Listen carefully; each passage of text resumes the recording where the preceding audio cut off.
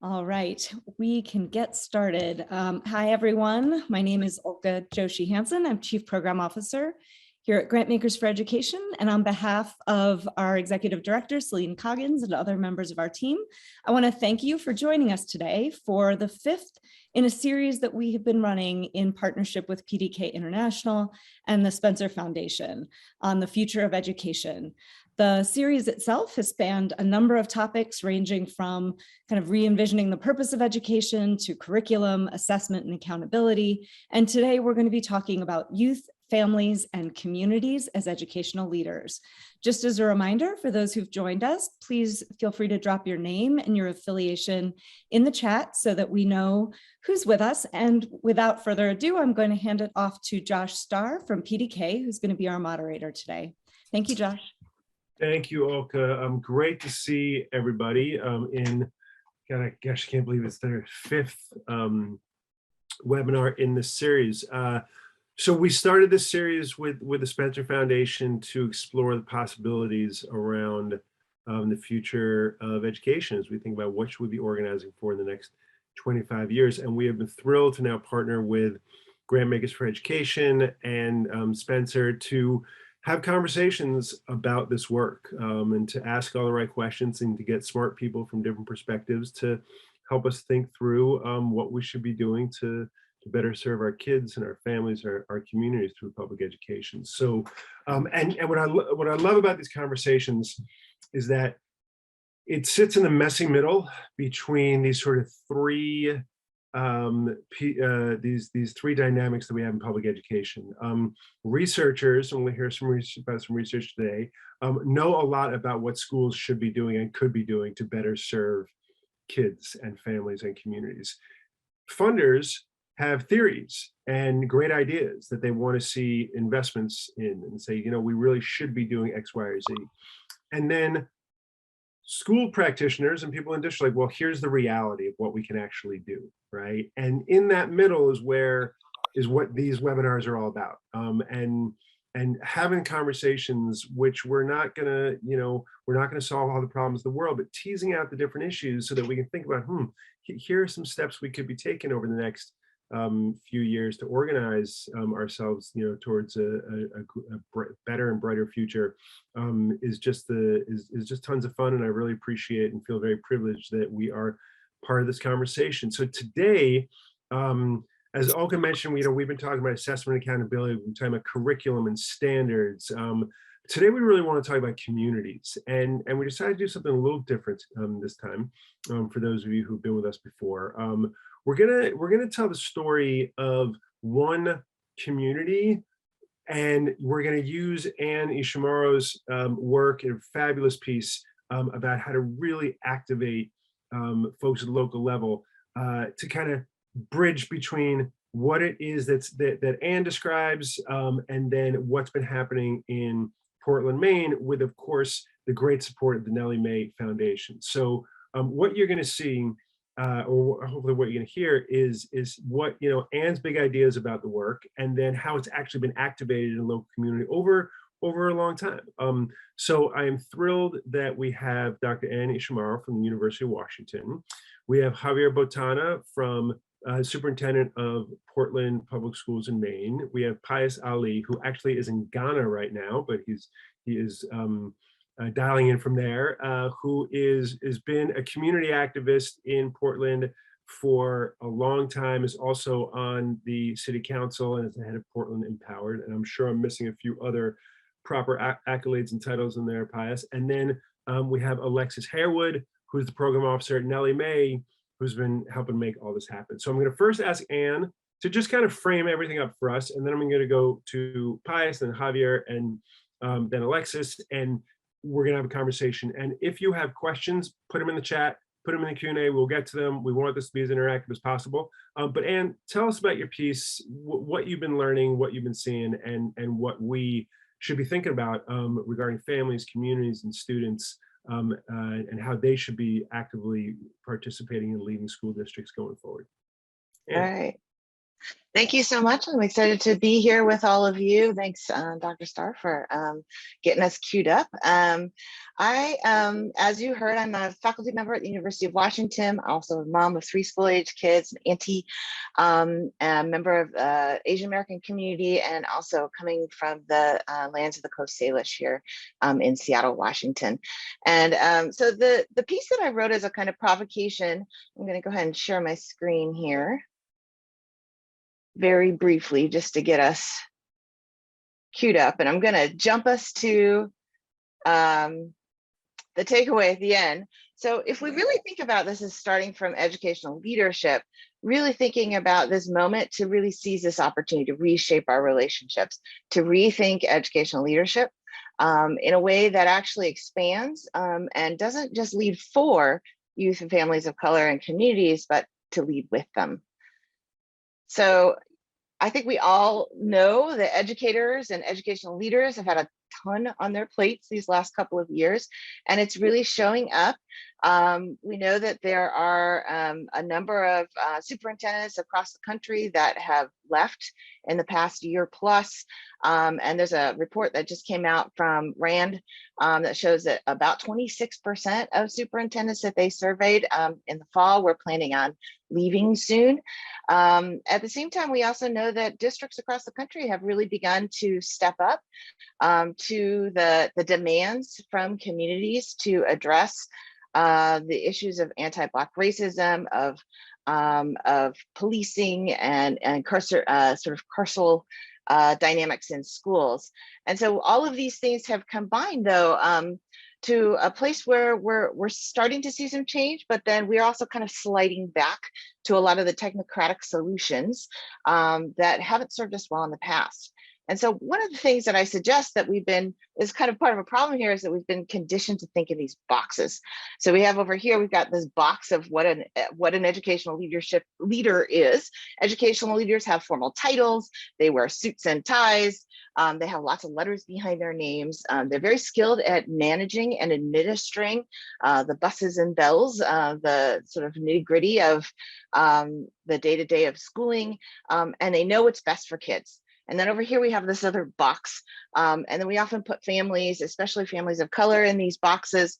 And they're often framed as deficient or in need of help. And they're not folks who hold expertise.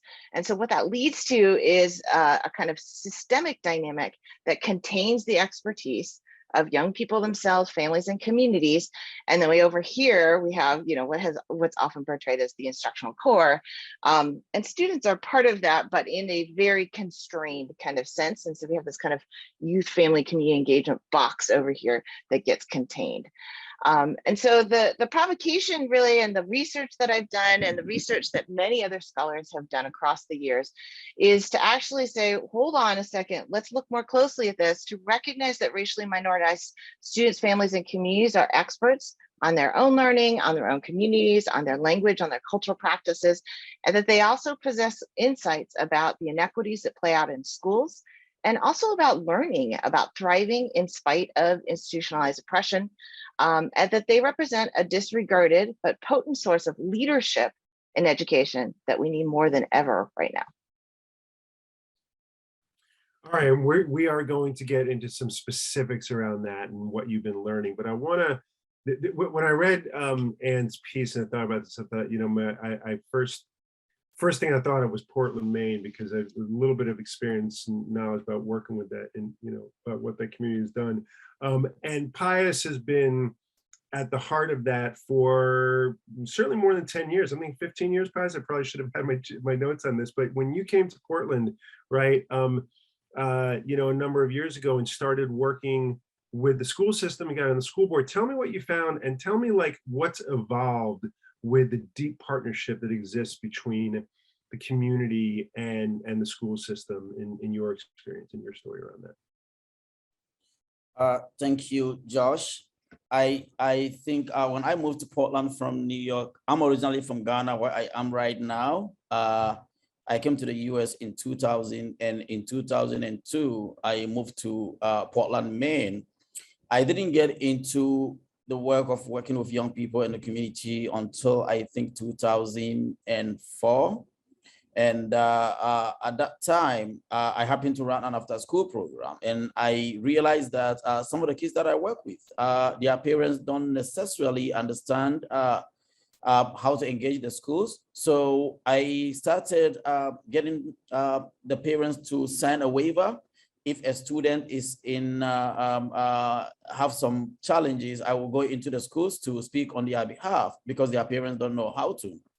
But my work didn't become codified until a couple of years later, almost a decade after that. I have been running around doing my thing as an individual when Thenellie May came to Portland and gave money to the school district around the idea of student-centered learning, and then went to the city of Portland's refugee services and asked them to be a placeholder to start a parent group. The individuals that were running refugee services reached out to me and say that this sounds like something that you are already doing. Do you want to come work with us to start a parent group?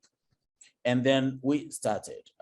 We work in the community to bring together parents from different backgrounds with the idea of working with them to create a direct relationship and engagement with the, I think, school district. And in the same year or a year after that, I ran for school board. And the reason why I ran for school board is I realized one thing, that even though we are making headway, but also it will be important to have someone from the communities that we work with to be within the decision-making body. So I was both inside and outside.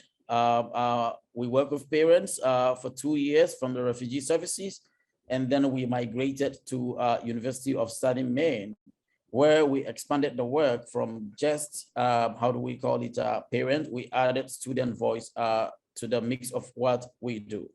The work that we did there created a document that we call, there's a video that I will play maybe at the end of my short talk. We created a document after we've talked to several parents on this is what the parents need to engage the school system. We call it Parent Engagement Manifesto. And in addition to the document, we also requested that the school district should create what we call FPAC, Parent and Family Engagement. Javier, help me out here. I always bungle. Too many acronyms, right? I had something blocking my unmute. The Family Engagement Advisory Committee. Yeah. So the school, we were lucky. We have Javier has joined the school district then, and he's open to the work that we are doing, very supportive. And we created that FPAC because the number or the load of work that needs to be done cannot be done by just us. We wanted the school to work with us. Right. So let's show the video, and then I want Javier to jump in. So Okay. I know you got a couple minute video you want to share, Pius. It kind of tells the story a little bit, right? Okay. Yeah.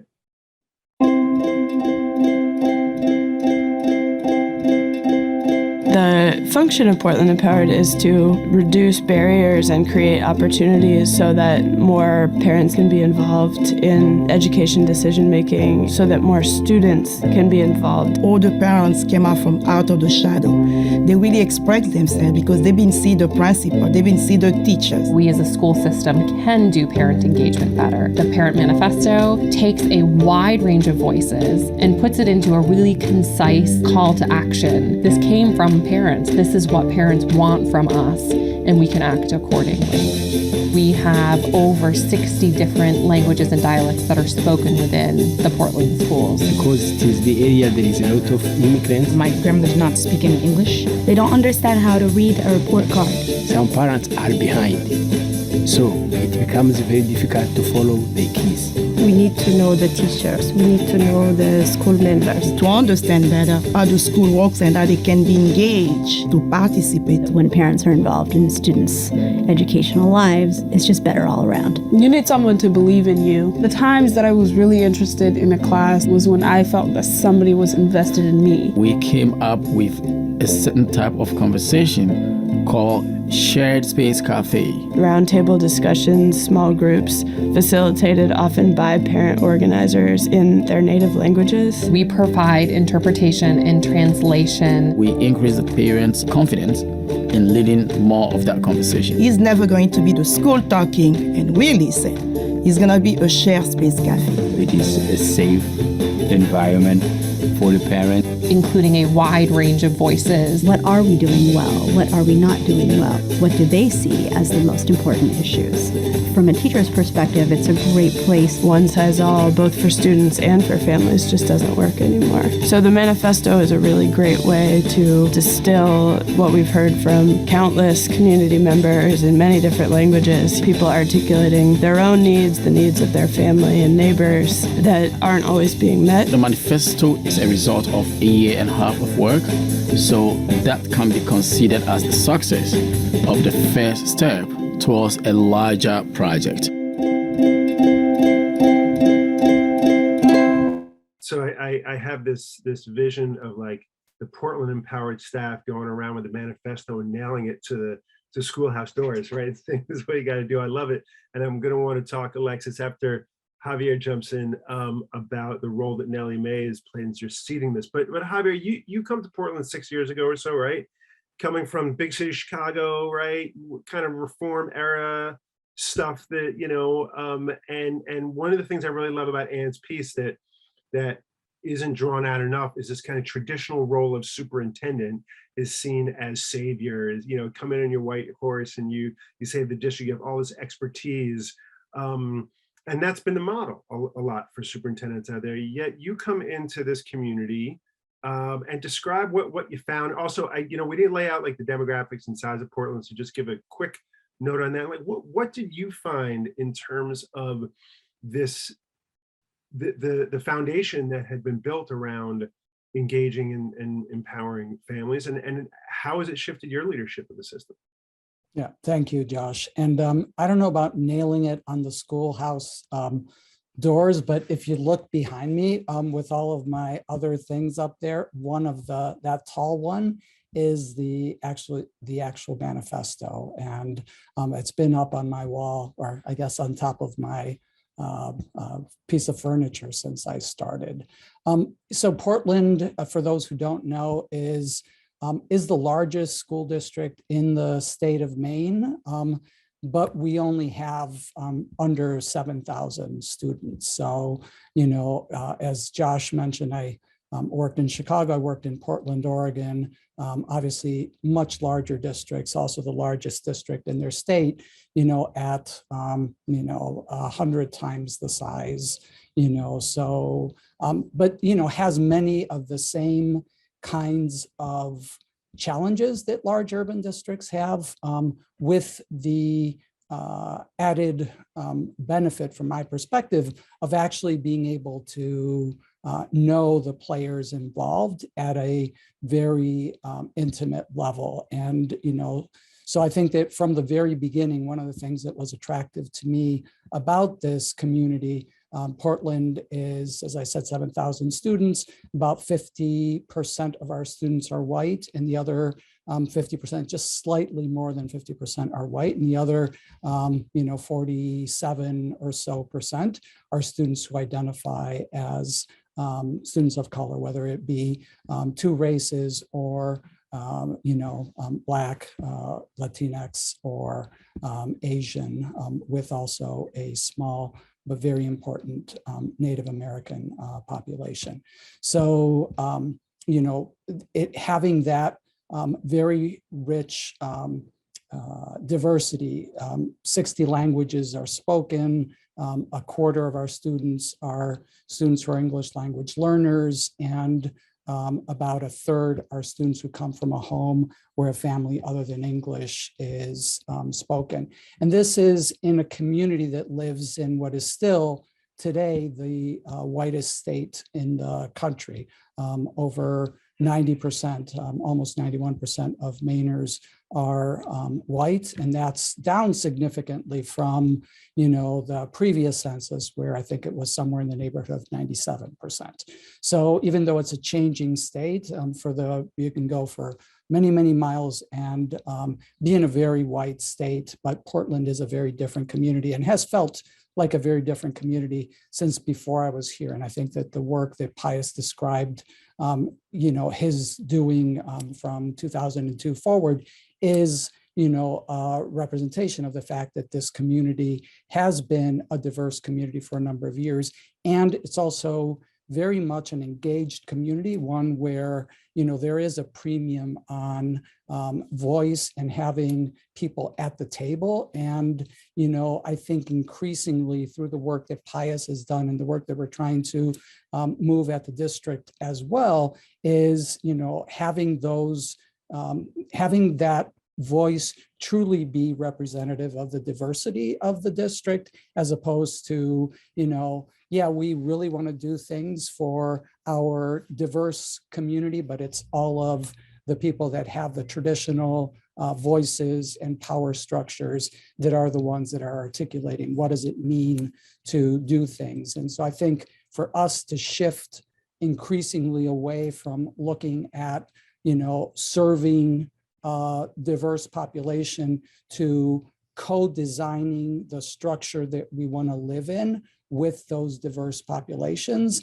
is the way that I think about the work that we're trying to do in the district in partnership with Pius and with Alexis. And so before I get to Alexis, though, just real quick, were you ready for that? Like, they don't teach you that stuff in superintendent school, right? It's not the typical way that it's done. So what did you have to do with your own leadership to say, oh, wait a second, there's some real power and strength here that I can leverage? Was it comfortable? Was it easy, or did you have to learn some things? I mean, I think it's never, superintendency is never easy, as you well know. So, I can't say that it's easy, but I think in my particular case, choosing to work in Portland was also driven by that reality, by what I saw on the ground as the dispositions and community, the constellation of community players and what we were trying to achieve. And it's not to say that it's easy to do, but frankly, from my own perspective, and I think you know this a little bit about me, Josh, I'm not, the flashiest person, my pink tie notwithstanding. Right. And, I am not the person that needs to be at the center of the room all the time. So the idea of actually having the people that we serve shape what we do is something that comes fairly natural to my disposition, and something that I've been anxious to do personally for my entire career. And, fit is so important, right? Yeah. So, okay, Alexis, I know you've been patiently waiting, right? So this is Grantmakers for Education, right? This is about, how funders can help. So tell us about Thenellie May's involvement. I really, what struck me with what Pius was talking about was, Pius just kind of started doing the work, saw a problem, started solving it. And here comes Thenellie May and say, hey, wait a second, it's a nice match. But tell us the role that you've played and Thenellie May has played in this, and what you've seen during the time that you've been involved. Sure, and thanks for having me, Josh. So I guess I'll begin with those of you. So for those of you who don't know, the Thenellie May Education Foundation is a regional funder. We fund organizations and school districts in New England. And our mission is really to advance racial equity in public education. And so as Pius has said, we have been funding Portland Empowered for many years. We've been supporters and huge fans of their thoughtful and diligent work with multilingual immigrant parent and youth organizers. In 2020, the Thenellie May Education Foundation embarked on a new strategy that really prioritize community-driven change, meaning that community members should be able to drive the change efforts that they, are deeply impacting their lives. And that's where our support of this partnership came in. And so in 2020, we began a new grant fund called Advancing Community School Partnerships, where we supported community-driven partnerships between communities and school districts. So we made a grant to Portland Public Schools and Portland Empowered and 2 other organizations in Portland, Maine, to really work together to advance racial equity and excellent student-centered public education according to what they saw were needs in Portland Public Schools. And so the overarching goal of the grant, it really just included youth, family, and community leaders in the school district, tackling and addressing issues of racial equity that they selected, that the youth, the parents, and other educational leaders and school district leaders selected in Portland, Maine. The partnership had to be community driven. And so, we really needed youth and parents at the helm of the work. And that's where Portland Empowered, Maine Inside Out, and Portland Outright really led. And the partnership really had to have an emphasis on building power, the skills, and the capacity of everyone involved in the partnership. And there had to be a mutually accountable relationship between the district and the community-based partners. And so I'll really say that, we've really, beginning in 2020, have taken a backseat role in the partnership, and we've really been supporting them. But, Pius and Javier and the other members of the partnership have really been at the helm with parents and youth and guiding the work forward. Great. All right, we're going to come back to some of that. But Anne, I want to go right at the heart of one of the things you talk about in your piece. And Javier, just mentioned the demographics of Portland and having run 2 school systems with great diversity, but knowing how power dynamics work, you describe in your article, right, white parents tend to have the power and they're not afraid to exercise it and pull those levers. And look, they're parents too, right? They have a right to get good, but we know what the power dynamics look like. So I guess I'm going to ask this question from sort of 2 sides. Like, what's the biggest, maybe let me just ask you one, what's the biggest challenge there that you've seen leaders on both the community side and on the school district side grapple with as they contend with the enormous power that sort of entrenched white parents have in the system, with PTAs, and again, it's I think it's both a community leadership issue and it's a school district issue. What just describe what you've seen with those challenges. Yeah, I think it is an issue going both ways. I think one of the dynamics that is kind of represented by those boxes that I had in my slides, and it's the assumptions that shape the way that schools function. And the ways that you alluded to, like the PTA, there are all these avenues that are set up for parents to have voice, to be able to participate in schooling, and they are often, when we use the established avenues, they're often ways that kind of just amplify the voices and influence of the parents who already have influence and power. And so I think that's a really major challenge, is because a lot of times for the folks on the systems side, those are the go-to mechanisms of trying to say, okay, so now we need some parent voices in here. Let's go to the PTA as kind of the go-to, the default, I guess, is the way that it's built into the system. And I think not necessarily having good alternative practices is is a really major stumbling block for a lot of formal leaders.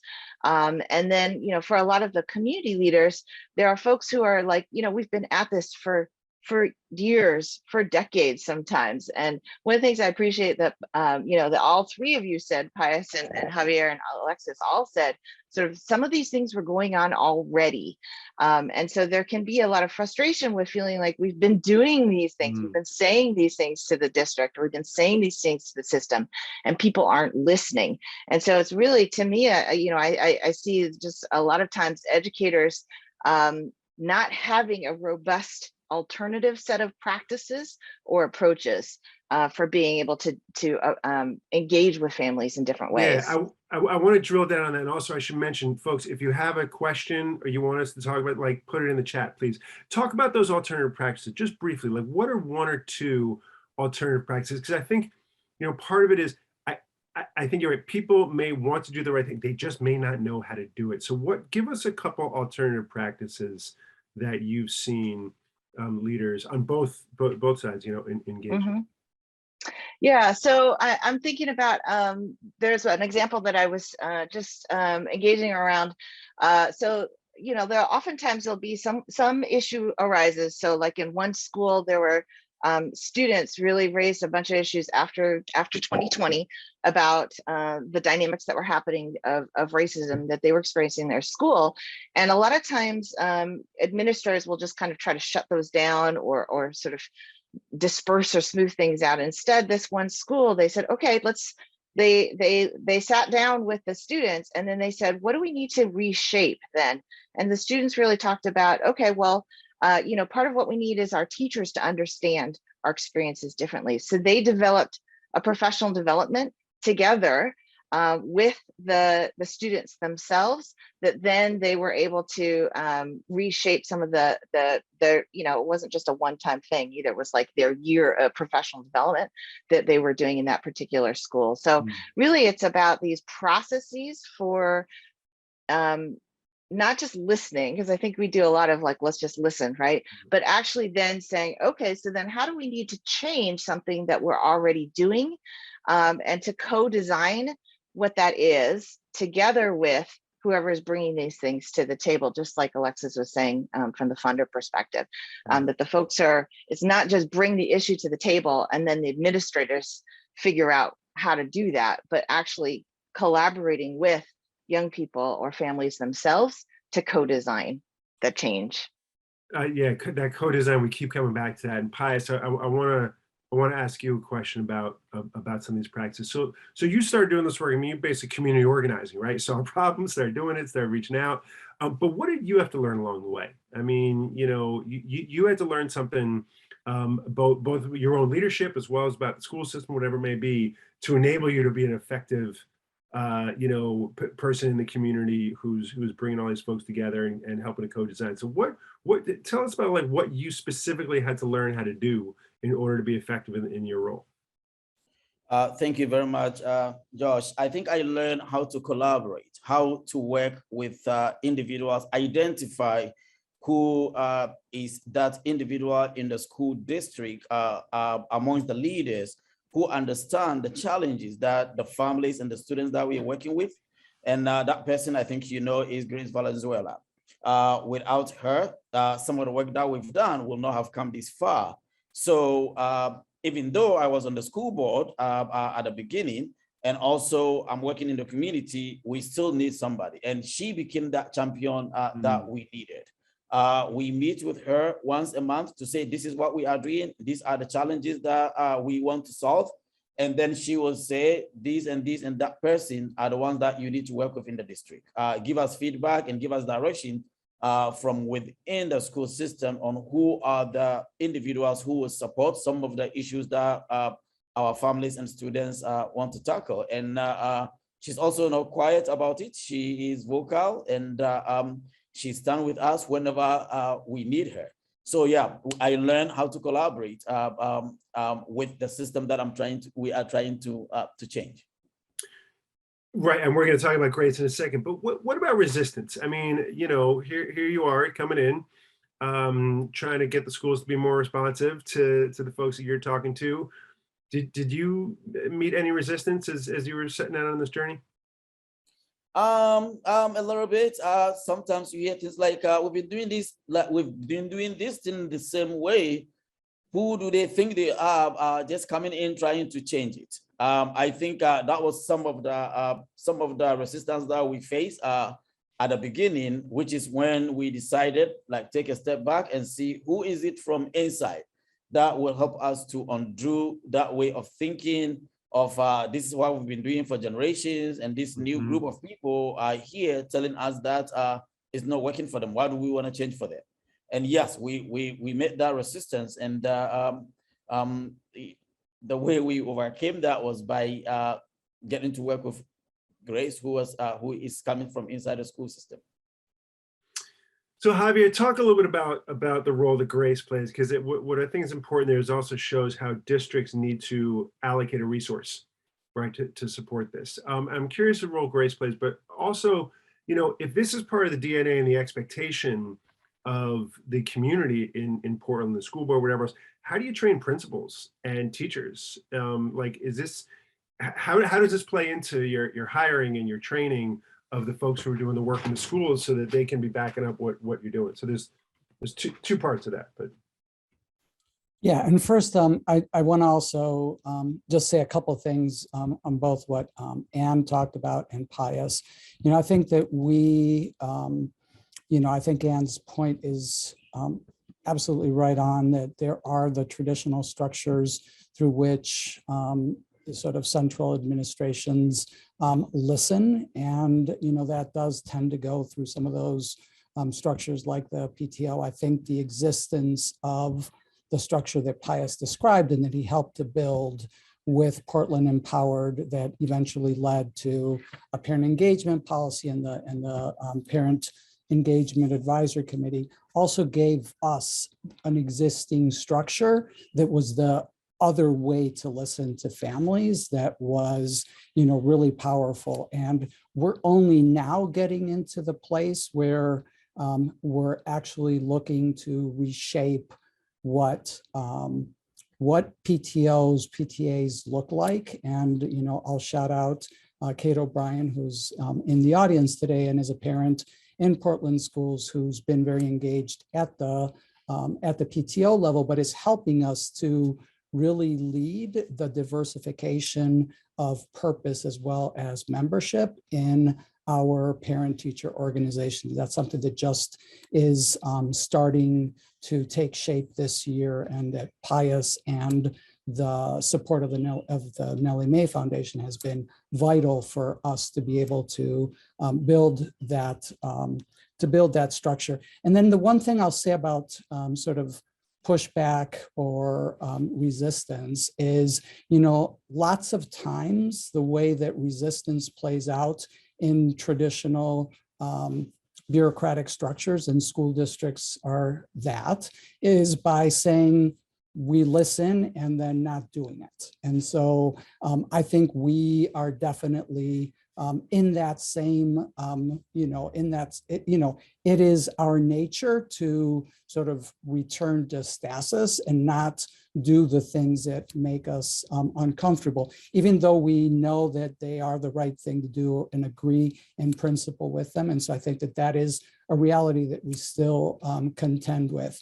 And, I think that sort of carries over to your question around both the role of Grace and the role of, of other leaders within the organization. And so Grace, as Pius described, she's our executive director of communications and community engagement. But Grace has played multiple, that's her new title. That's the one that she's had as a member of my cabinet. But before that, she was director of multilingual multicultural center. She's always been a real force for tying the community and the schools together. She's a former ELL teacher. She's worked in the organization for a long period of time, primarily in this role of being the broker of community access, particularly for minoritized communities, access into the school system. And over the past few years, we've made that clearly the center of how she spends her time, elevated her role to just be communications, which is, all communications with, our traditional audiences, as well as communication with, the families that we traditionally don't reach as a school district, the folks that aren't on our Instagram or Twitter feed, but nonetheless need to understand the work that we're trying to do. And we want them engaged and their voice, at the center of the work that we're doing. So Grace has played that role, and she is, for those who know her, she is a force of nature. And, we're very, very fortunate to have her among us. And then, the question about the principal, I think that we're a work in progress where it comes to that. I think that, we have amazing leaders that are very much committed to the idea of, broadening the voices that are represented in school, more so around student voices probably than parent voices. And so I think that the place where we have more traction is around the work that, again, to me was super inspiring as I, was under consideration for the job in Portland. One of the things that made this incredibly attractive to me was the level of student engagement and commitment to listening to the voices of students. And I think some of the work that we've started to do with the support of Thenellie May is also to broadening and diversifying what we mean by student voices, so that it's not just diverse voices in terms of different race and ethnicity, but also trying to hear the voices of the students who aren't engaged in school, who have traditionally not benefited from the relationship with the schools. Again, a work in progress, but one of the things that we're committed to doing. Yeah, so there's just couple really, I mean, a lot of what you said is super interesting, but there's a couple really important things there that I think folks don't always understand. One, having Grace as a cabinet member, right? And I see this with some superintendents where they have somebody, but they're not sitting at that level, right? It's not sure. And we do this with DEI leaders now, right? You hire somebody, but they don't place them so they're right next to the superintendent, I think is really, really important. And then the other thing, of course, and I forgot about this with Grace, the background serving multilingual kids, right? English. I always tell folks, if you want to find the people who are most connected to your community, talk to your ELL teaching assistants, talk to your ELL teachers. They're talking to parents more than anybody. They know more about what's going on than anybody in your system. So what I also found fascinating, I want to ask you about this, Alexis, because we have funders on this call, right? So there's a need to manage expectations, and I'm hearing Javier say just now you're getting to PTO change, right, or PTA change, and yet you all have been doing this work and heavily invested in it for years, but haven't gotten to that yet. And I think sometimes people want to do more, or they want to do everything at once. As a funder, how do you think about the sort of lifespan of this work, or the progress and the indicators, so that you can push people, of course, to do the right work, but not force them to do things that aren't going to be sustainable? Like, how should funders be thinking about that, and how do you all think about that, Thenellie May? Yeah, that's a great question, Josh. In 2020, we began offering multi-year general operating support grants because we know, and the research, often indicates that changes like this take more than a year, right? Something else that has changed with us is that, you mentioned like metrics for success and outcomes and how different they've been and how often like they change. We met with a consultant over a year, maybe 2 years ago now, Dr. Tanya Beer, and she showed us this like really interesting outcomes map where you think like you're going from A to B, but in between A and B, there's just like so much, in between. And so ultimately we've realized that like our metrics for success and our outcomes need to change, and they will be different. And we're undergoing that process now. We do have conversations with our grantees and ask them like what success looks like for them. And so there is an element of self-determination there. I think one thing that has become like critically clear and important is that this work does take time, and, it is important for funding to be multiple years, and that it's not going to be like, overnight, and it's not going to be from A to B. Your endpoint may change. There may be little hurdles in the way. You may end up somewhere you didn't think you'd end up initially. And so just to be flexible, I guess, is something that we've learned through the process. Something else that we've been sitting in is that often, we'll see, like, for example, things are working really well in Portland. It's taking time, but we see much progress. And so in philanthropy, we often, we see that things are working really well and we want to go ahead and implement it somewhere else without realizing that like the context is important. So just because something works really well in Portland doesn't necessarily mean it'll work perfectly well in another New England community. And that's something else that, we've learned through the process, and would also like encourage other funders to think about when they're deciding like what to implement. Well, it works well in this context, but will it necessarily translate well to another context? Yeah, well, what I love also, what I think I'm hearing is that you are a partner, right? And you obviously have expectations, but there's this partnership that you're kind of walking the journey with them, which I think is a powerful role that funders can take. All right, so let's talk about the elephant or the gorilla or whatever you want to call it, right? And I know, and again, Anne, you may mention this a little bit in your article, but I'm really concerned about community and engagement these days and empowerment, because while we hear the Portland story as one that has really been grounded in racial equity and really grounded in this idea of ensuring that families can find their way in the school system, the school systems are attentive, we also see how it's manifesting itself around the country right now in some really, really destructive, dangerous, problematic ways. And But at the same time, like even though the ways it's manifesting may be abhorrent to us, but it still is grounded in this idea that parents are raising their voices and getting elected to school boards and all that. So, and I'm just going to throw this out to any of you, like, what do we do? Like, how do we think about that? How should funders think about that? How should the larger community think about that? That if we're going to activate parents to be co-designers in families and communities to be co-designers, well, don't they have the right to ban books too? Who wants to tackle that one? I'm happy to get us started.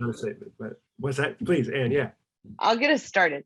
Well, I think so. A lot of folks have kind of been hearing about the NPR story that came out recently about the polling that they did and recognizing, how broad spread some of those issues and concerns are amongst parents. And they are so what's becoming more apparent, which I think a lot of us perceived and aligned with some of the research we've done already, that this is actually a very small, very vocal group of parents, some of whom are not actually even parents in these districts. It's very politically, there's a whole political dynamic to it.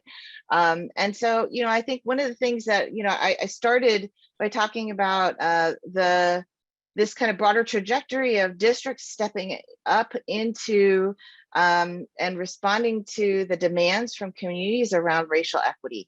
And I think that that's when districts center that, then they're, like Javier was saying, it's not just about like, do we get one of each and getting into this kind of representational mode, but really identifying who are the students and young people and families that we have not been doing a good job of serving, who have been marginalized, and sometimes, like in multiple kinds of ways.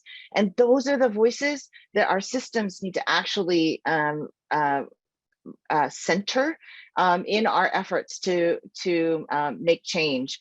And so recognizing that there are definitely these other voices that we need to attend to, but also realizing that there are ways in which those voices are getting amplified far beyond the sort of like who they are, that the existing media and systems for providing voice are actually amplifying those kind of exponentially relative then to the voices of young people and families who have been marginalized by those systems and getting actively pushed to the sides. So this is a kind of, I think that's one of the ways that systems can really think about shifting what is it that they're ultimately responsible for. And if it has to do with educating all young people, then that's going to have to shift in terms of how we're attending to those voices.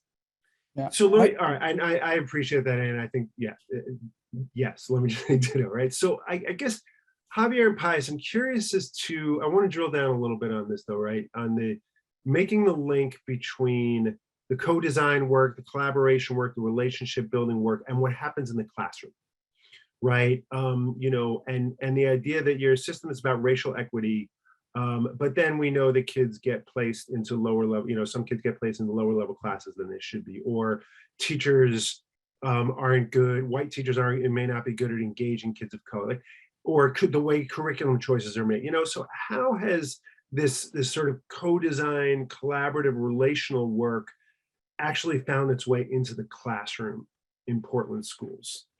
And again, I think I'm a broken record in terms of saying that it's a work in progress. So I don't, I would Could not aim low, avoid disappointment. It's very important. I just I think it's important to understand that while I think we've made significant strides in these areas, it's not a place where I'd say it's uniformly happening across the board. But a couple of things. One, some of the work that we've been doing, particularly to what we call decolonize our curriculum. So the development of our Wabanaki, which is the native peoples of Maine, and our African-American studies curriculum has been very much centering this perspective that, that you've heard me articulate, but that Anne articulates much better from a, in a written form, which is this idea of centering the voices of the experts in that experience, as opposed to having the, the educators with their, letters after their name and things along those lines be the ones that are leading that work. So if you, and this is a very sort of hot example right now, there was an article yesterday in the local newspaper dealing with our Wabanaki curriculum, and you'll notice that the voice that is central to that is not the voice of the superintendent or the assistant superintendent, but it's rather the people that have been doing that work, the teacher, the native experts that have been working with us as we've done that work and centered their perspectives and tried to be incredibly humble and respectful of the knowledge that they bring that we don't have, and centering that as part of our development process. So, that's the way that we're approaching our African-American studies curriculum development, and the way that we, the reason that we, in our priorities, there is a specific statement that talks about bringing in those voices that are traditionally not at the table as part of that conversation, so that when we talk about our content area work, our, sort of elevating, ensuring that our students have access to high quality, grade level content at all times, the people that are never in that conversation, the people that are always in that conversation, the people that want to keep the status quo, that want to keep the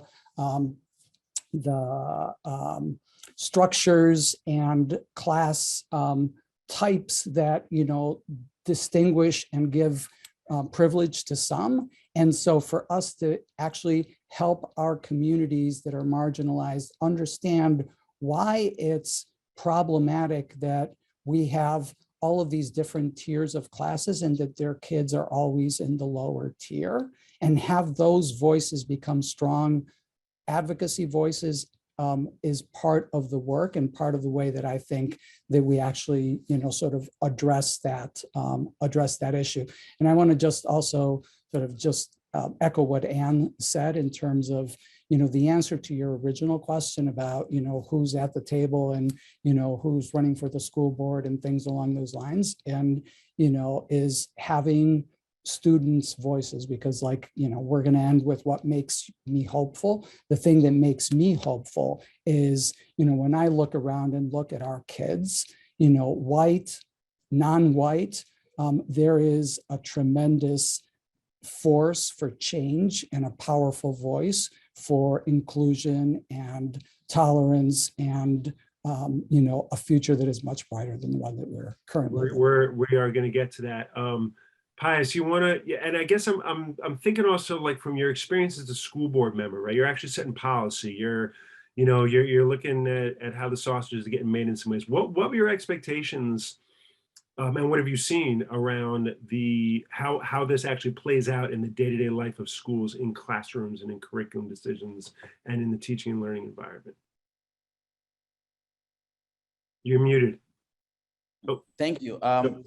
I think what is happening is that school board, we also, as Portland Empowered, one of our members is on the school board.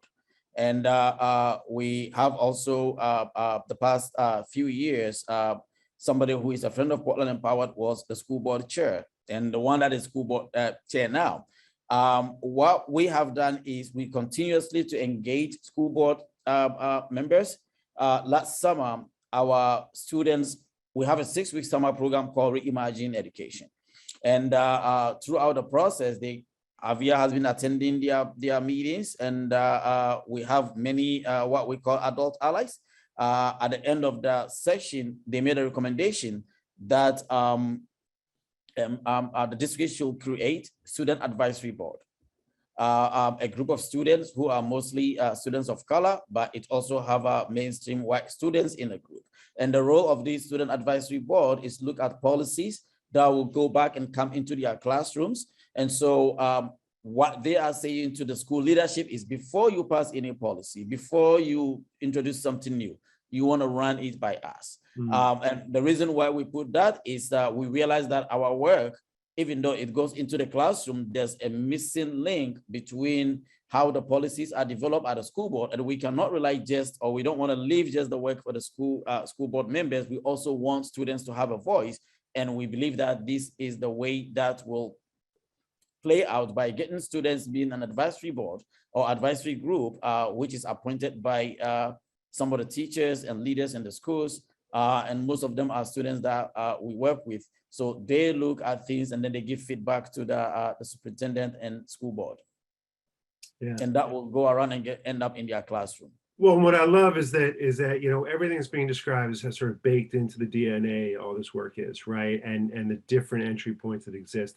So before we get to the last question, I do want to just bring up something that came up in the chat. This idea of, and any of you can answer this, this idea of fairness, right? Particularly when it is a district, when you have a district that may be largely white but still has a significant number of students of color or has some diversity. And these are districts I ran, and you know, you can get pushback with this concept of fairness, right? That it's oftentimes what white parents will claim, that it's not fair to let those kids into the higher level courses because the curriculum is going to be dumbed down. Notice the language I use, very intentional, right? Because I've heard it for years.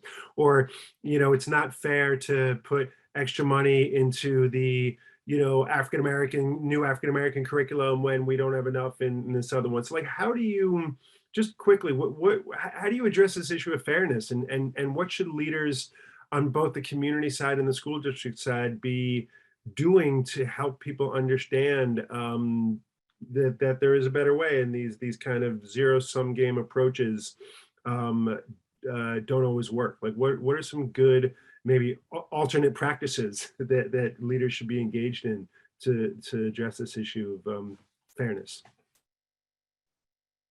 I can't speak for other, you know, other contexts. And I think that that's a, you know, shortcoming of this, you know, format. I know, Josh, that you've worked in those districts, you know, and while Portland is majority white, it is, you know, sort of almost a 50-50 split at this point. I guess, you know, what I'll say is that, you know, from the very beginning of my time here, as we developed our, you know, original, you know, strategic plan, which is the Portland Promise, which we still, you know, is the center of how we've organized. We've organized with equity at the center, and it took a long time, and I won't say that we're there yet, but, you know, when we had people at the beginning, people would say, you know, well, yeah, equity means that we do the same thing for everyone. And so, you know, we've had to drill into the way that we respond to that equity is not about, you know, everybody getting the same, but it's actually elevating and centering and prioritizing and privileging, if you will, those that traditionally don't have that privilege. So I think the way that we address it is, you know, sort of by being, you know, fairly in your face about that, and not, you know, backing away from that, which I understand is different in different communities. And I also won't tell you that it's like, you know, it works like a charm in my community. So, you know, there are times that you know, you know, doesn't work, but I'm still fairly unapologetic about it. Well, and what I like about what each of you have sort of described is there's a messiness about all this, but there's also a need to be comprehensive, right? So, okay, Olga's come on, which is like, I feel like it's the gong show, and I'm going to get the pulled soon. So I'm going to go, Javier already said what he's most hopeful about. So then I'm going to go Pius, Ann, and end with Alexis on like, what have you seen recently that gives you hope? Like something that's given you joy, a feeling of joy or hope that you've been seeing in schools these days. So Pius, then Ann, and Alexis. Well, over the years, we've spent most of our work is to strengthen the voice of the parents who we work with, who are the, how do we call it, the minority, the immigrant community members, the families, and the students. The past few years, we've been working with the school district to bring the mainstream PTO, because the PTOs are saying that we need this voice to work with us. And we are in the process of integrating the two, not to give up the voice that we've created, but to find a way for the two communities, the two families to speak with each other. And I think if we are able to pull it off in the way that we envision, that gives us hope that the school administrators and leaders will get the support that they need in one voice from the parents, all the parents in the district. So that and I love what you say about it's a way of giving them support, right? That's the way, and it's something that I should have mentioned earlier. The way Pius is always framed is we have to give them support. It's not about fighting, it's about supporting them. Okay, Anne, quick, and Alexis, quick. What's the most hopeful or joyous thing you've seen? I think for me, it's just a feeling there's a hunger that systems are ready, that are, that like, if anything that we've learned from COVID is just that our systems can change, and they can change very dramatically. And we have educators all over the system who are ready for that change. And we've got especially young people and families and communities who've been up to this work for a long time. And we got a kind of opening or a window, I think, and people are hungry for it. Yeah, I would agree with that. Alexis, you get the last word. What's the most joyous or hopeful thing you've seen in schools recently? Yeah, so something that's bringing me joy in Portland and beyond is I think there is, like Anne was saying, a hunger for more sustained community engagement. So, we've all seen school districts do it horribly, where there are policy changes that are coming in and they're like, oh, we're going to have listening sessions in each of the neighborhoods that our students live in, and we'll offer one in each neighborhood, and maybe there will be interpretation or translation, and maybe there won't. And then based on what they hear in each neighborhood, they go and create a policy, and it isn't really like sustained effort over time. And one other thing that's bringing me hope is that like youth are really part of the decision-making process. I think often like youth are not really part of those circles in the past. And it really is like, oh, we'll just inform them at the end. But why wouldn't the people who sit in schools all day be, really part of the decision-making process and the creation process of it? And that's and kids are fun, right? It's fun to hang out with kids. Yeah. They're creative. Awesome. They are. All right, Javier, Anne, Alexis, and Pius, thank you so much for participating on this. To all the folks in the audience, thank you. And I will turn it back over to Olga to bring us home. Yes, very quickly. We're a little over time. Thank you all for joining us. Thank you to our panelists and Josh, as always, for great moderation and conversation. The video of this session will be available in about a week. You can also go to our website to see videos from past events. And then we do have some other events coming up in the next couple of weeks, which you can find on our calendar on our webpage. Thanks so much, everyone. Have a great day.